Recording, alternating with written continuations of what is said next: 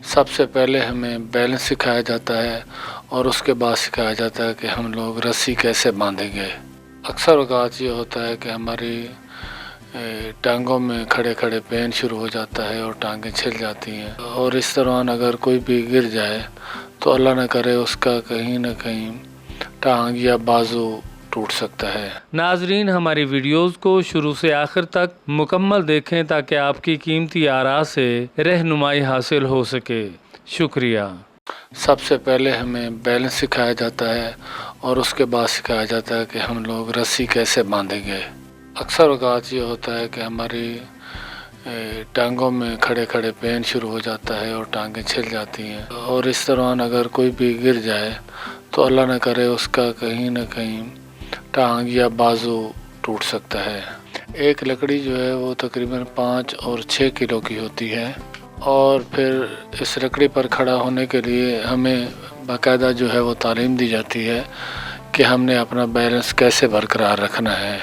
ٹال مین بننا ہر کسی کے بس کی بات نہیں ہے کہ آپ جسے بھی اٹھا کر لائیں اور اسے ٹال مین بنا دیں، ایسا سلسلہ نہیں ہے، بلکہ اس کے لیے باقاعدہ جو ہے نا ایک سخت ٹریننگ دی جاتی ہے۔ ہم ٹال مین بظاہر جو ہے لوگوں کو بڑے خوش دکھائی دیتے ہیں، لیکن ہمارے جو ہے معاشی حالات، اکثر جو ہمارے دوست ہیں وہ غربت کی زندگی گزار رہے ہوتے ہیں، اور ان کا یہاں سے گزارا بڑا مشکل ہوتا ہے، خاص طور پر آج کے اس جدید دور کے اندر جب تفریح کے اور بہت سارے ذرائع ہیں تو یہ کام اب جو ہے وہ ناپید ہوتا جا رہا ہے۔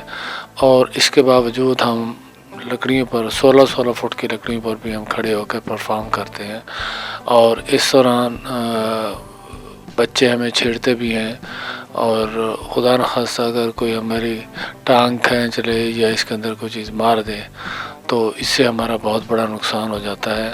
تو ہماری یہ گزارش ہے کہ خدا را یہ ہماری روزی روٹی کا مسئلہ ہے تو کم از کم ہمیں ہمارا مذاق نہ اڑایا جائے۔ ہم لوگوں کو خوشیاں دیتے ہیں اور خوش رہنا سکھاتے ہیں، تو ہم تو اپنی پریشانیاں بھول کر بھی لوگوں کو خوش کرتے ہیں۔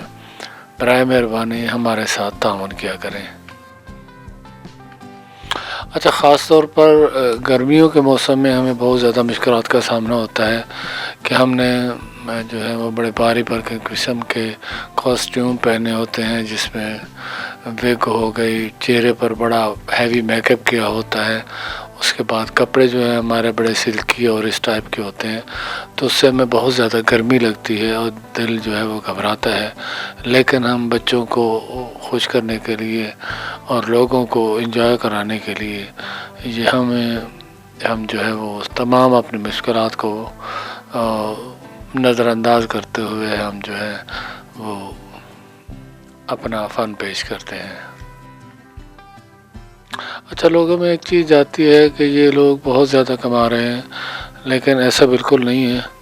یہ ہماری ہوائی روزی ہے، کبھی لگ جاتی ہے کبھی نہیں لگتی، تو بعض اوقات فاقوں کی زندگی بھی آ جاتی ہے، تو ہمیں ہر طرح کے حالات کا مقابلہ کرنا پڑتا ہے۔